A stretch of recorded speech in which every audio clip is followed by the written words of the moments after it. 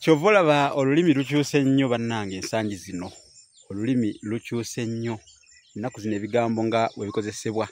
Oli agenda n'agamba nti olumbe lw'ekirago. Omuntu oyo afuuse olumbe lw'ekirago. Bakikozesa nnyo okutegeeza omusajja bw'aba akwagalira omukazi. Ng'oli agamba nti oyo lumbe lwa kirago. Nga kitegeeza nti aba akwagalira omukazi. Naye ekigambo kino kiri mu butuufu bwakyo tugoberera olulimi Oluganda n'ensibuko yakyo olumbe olw'ekirago.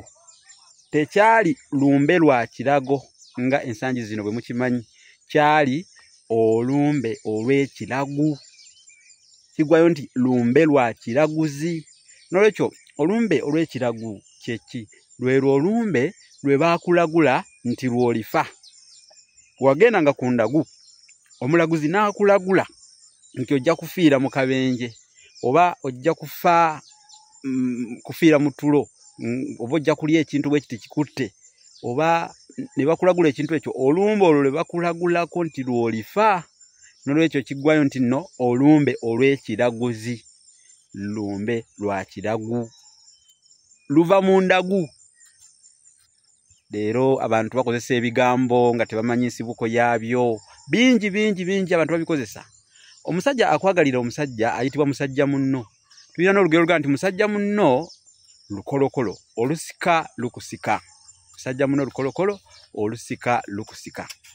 Kale nno njagadde okubategeeza ebintu ebyo mubige, mubisome, mubitegeere amakulu gaabyo, mubyekenneenye, mubikenkuke, mubibanguke, namwe mubimanye. Olumbe olw'ekirago so si olumbe olw'ekirago nga ensangi zino. Ekirago ndoza mukimanyi, kiba kiruke kitulibwako, bakiruka mu byayi nga twalukanga birago. Tujja kubajjirayo olulimi mu butuufu bwalwo, mu bugagga bwalwo.